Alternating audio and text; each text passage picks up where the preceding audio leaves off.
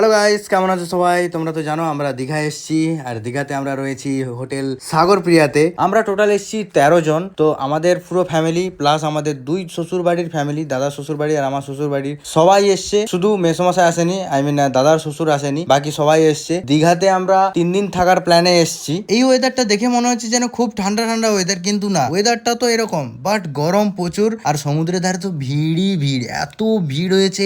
এই টাইমেও যে এত ভিড় হয় দীঘাতে, নেক্সট লেভেল ভিড়। তো বাবা এখানে চলে এসেছে, আর শাশুড়ি মা এখন আছে সোনালির সঙ্গে। তো এরা সবাই ঘুরছে, আর এটা আমার সম্বন্ধী, তোমরা তো জানো, সায়ন। তো সবাই এসছি আমরা একটু সমুদ্রের ধারে ঘুরতে। আর এখন বাজে বিকেল 5টার। আমরা এসছি দীঘাতে দুপুর 12টার সময়। আসার পরেও আমরা 1 ঘন্টা ধরে রুম খুঁজেছি।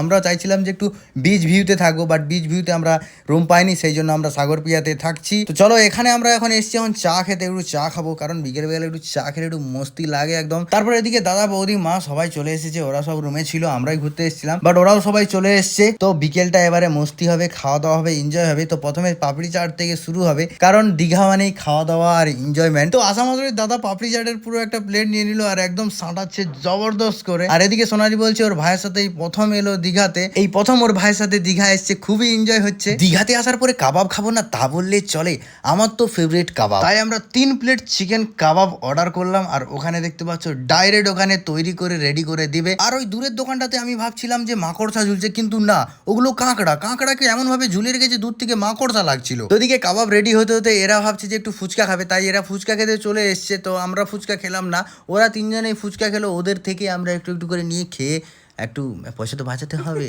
তাই আমরা আর খেলাম না, ওদের থেকেই একটু একটু করে নিয়ে নিলাম। তারপর চলে এসছে আমাদের কাবাব রেডি হয়ে।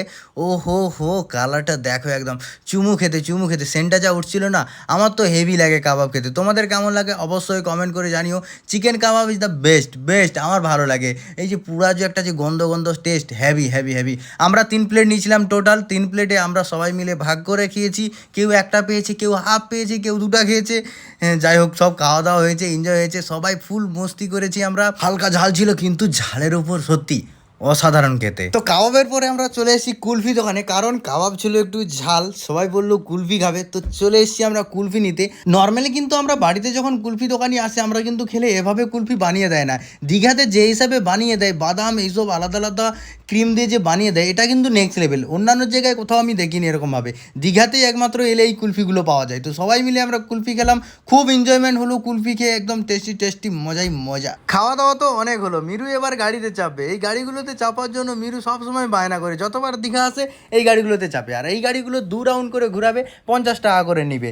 দেখতেই পাচ্ছ কত সুন্দর কিউট লাগছে মীরাকে, ওহো হো মস্তি। তারপর মাকে বললাম, মা তোমার কেমন লাগছে দীঘা বলো? মা বললো একদম বিন্দাস, একদম সুন্দর, দীঘাতে আসলে খুব এনজয় হয়, খুব মস্তি হয়। তারপর এদিকে দেখলাম মিরু কানতে লেগে গেছে, কারণ ওর গাড়িতে আর ভালো লাগছে না। ও মনে হচ্ছে একা একা ঘুরছে, সেই জন্য ওর আর ভালো লাগছে না। ওর পিছনে যদি আমরা যেতাম তাহলে হয়তো ও কানতো না। আগের বারে যখন দীঘা এসেছিল খুব এনজয় করছিল গাড়িতে চেপে, বাট এবারে কেঁদে ফেলেছে। তো তারপর আশিস ভাইয়ের ওয়াইফ নিয়ে চলে এসেছে পেয়ারা মাখা। ওহো হো, পেয়ারা মাখা দেখে তো আমার জিভে জল চলে এসেছে, বাট প্রচন্ড ঝাল দেখে কিন্তু লোভ লাগছিল, তাও 1-2টো খেলাম, কিন্তু প্রচুর ঝাল ছিল।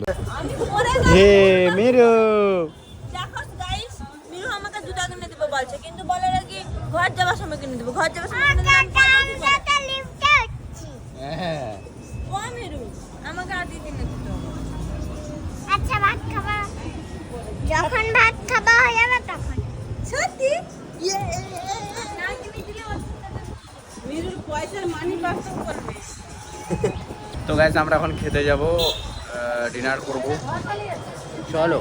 তো তারপর আমরা ডিনার করতে চলে এসেছি সুইট হোম রেস্টুরেন্টে। সত্যি দীঘাতে one of the best restaurant, আমাদের ভালো লেগেছে। কার কি ভালো লেগেছে জানি না, বাট আমাদের ভালো লেগেছে। এই রেস্টুরেন্টে খাওয়া দাওয়া সব থেকে ভালো, কম পয়সায় খুব ভালো খাবার, সত্যিই খুব ভালো ঘরোয়া খাবার, সত্যি আমাদের হেভি লেগেছে। আমি তো বলবো নিউ দীঘাতে যারা আসবে তারাই কিন্তু এই রেস্টুরেন্টে এসেই কিন্তু খাবে, সত্যিই খুব ভালো। দুপুরের লাঞ্চ আর রাতের ডিনার আমরা এখানেই করেছি। আর এই যে ছেলেটাকে দেখছো, এই ছেলেটা আমাদের সাবস্ক্রাইবার, সত্যি অসাধারণ ব্যবহার করেছে, আর সত্যি খুব ভালো। তোমরা দেখতে পাচ্ছ এই রেস্টুরেন্টটা হোটেল সুইট হোম রেস্টুরেন্ট, সত্যিই ভালো খেতে। তো ডিনার তো খুব সুন্দর হয়ে গেল। চলো, আজকে তো দীঘার first day, second day, third day তে এখন খুব এনজয় হবে। তোমাদেরকে সব ভিডিও পর দেখাবো। তো আজকের মতো ভিডিওটা এই পর্যন্ত। ভালো লাগলে লাইক করো। চলো, বাই বাই।